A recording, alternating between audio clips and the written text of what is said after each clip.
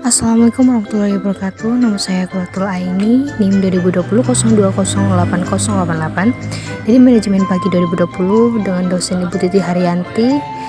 Jadi di sini saya akan mempresentasikan PPT pemasaran internasional demi memenuhi UTS pemasaran internasional dengan tema pemasaran global dan internet. Universitas Nahdlatul Ulama Purwokerto. Perencanaan strategi pemasaran global. Jadi perencanaan strategi pemasaran global, perencanaan merupakan cara yang sistematis berkaitan dengan masa depan. Perencanaan merupakan cara untuk mengelola dampak faktor eksternal dan tidak terkontrolnya kekuatan, kelemahan, arah, dan tujuan perusahaan untuk mencapai akhir yang diinginkan. Perencanaan merupakan komitmen sumber daya terhadap pasar sebuah negara untuk meraih tujuan tertentu. Selanjutnya mengenai perbedaan antara perencanaan perusahaan domestik dengan perusahaan internasional, yaitu karena kesulitan dalam lingkungan operasi perusahaan multinasional, struktur organisasi, dan tanggung jawab mengendalikan operasi multinegara. Kemudian menciptakan perbedaan dalam kompleksitas dan proses perencanaan internasional. Kemudian yaitu proses perencanaan internasional, dimensi proses perencanaan pemasaran atau tekniku, dimensi proses analisis, dimensi proses analitis, planning models, produce, sistem proses perencanaan pemasaran, dimensi proses yaitu pemasaran, dimensi proses perilaku, persepsi managerial, konsistensi proses, partisipasi, asumsi strategis, konsistensi proses, struktur, dimensi proses organisasional, informasi budaya. Kemudian itu desain organisasi global. Desain organisasi global untuk memasuki pasar global, terkadang struktur perusahaan harus diubah, baik dari segi manajemen maupun strukturnya. Divisi internasional yang biasanya ada dan dimiliki perusahaan-perusahaan yang beroperasi secara global kadang dianggap tidak penting lagi ketika mereka mulai memperluas operasinya ke luar negeri. Mereka kemudian lebih memilih menghapus divisi internasionalnya dan menggantinya dengan membentuk organisasi-organisasi yang lebih mendunia, yang berbasis pada produk wilayah, fungsi, atau kelas konsumen.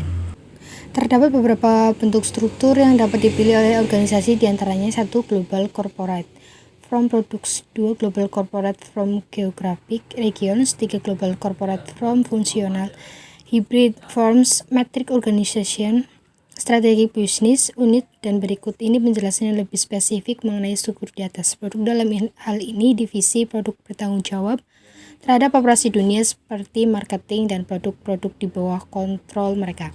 Wilayah geografis, yakni divisi wilayah geografis bertanggung jawab atas semua kegiatan di bawah manajer area yang secara langsung memberikan laporan kepada CO, di mana CO ini membuat tugas yang mengarah pada pengoperasian di seluruh dunia.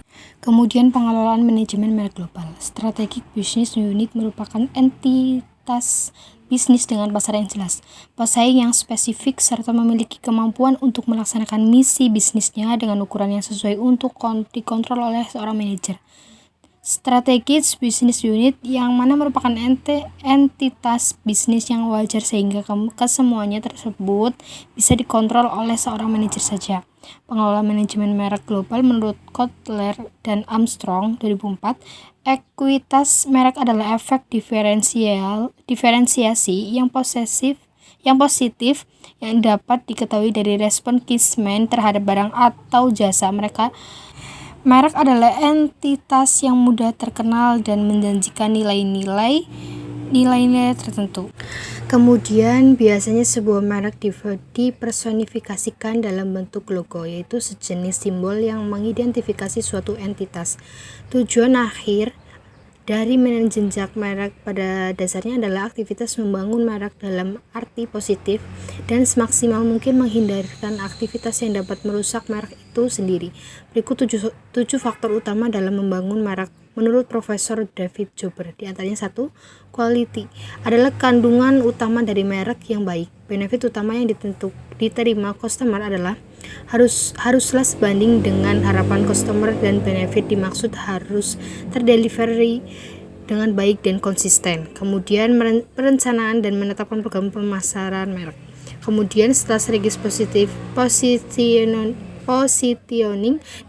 ditetapkan. Langkah selanjutnya melibatkan manajer merek untuk benar-benar merencanakan dan menerapkan strategi untuk memposisikan merek sesuai dengan rencana. Lebih lanjut melibatkan 3 langkah yang kemudian memilih unsur merek, nama merek, logo, simbol, karakter, kemasan, dan tagline. Ini biasanya hal pertama yang akan ditemukan pelanggan sebelum benar-benar mencoba produk. Kemudian memilih aktivitas pemasaran dan mendukung program pemasaran serta cara merek diintegrasikan ke dalamnya. Kemudian yang terakhir memanfaatkan asosiasi sekunder seperti negara asal, saluran distribusi, dan lain-lain. Biasanya ini adalah entitas lain yang memiliki asosiasi sendiri. Mereka menghasilkan pinjaman asosiasi mereka sendiri untuk menambah posisi yang direncanakan.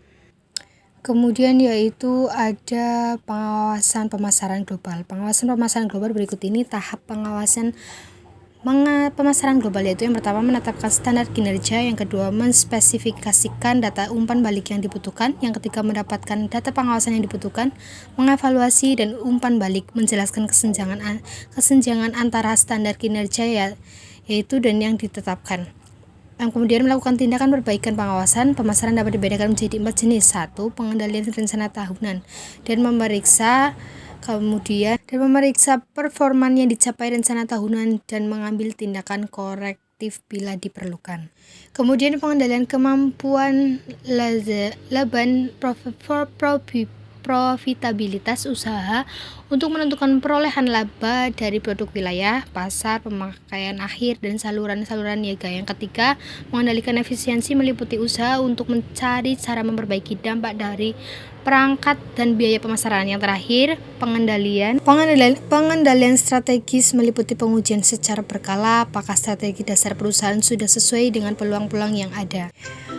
Mungkin hanya itu yang dapat saya presentasikan dan saya sampaikan. Mohon maaf jika banyak kekeliruan, banyak salah kata, mohon dimaafkan. Wabillahi taufiq wal hidayah. Wassalamualaikum warahmatullahi wabarakatuh.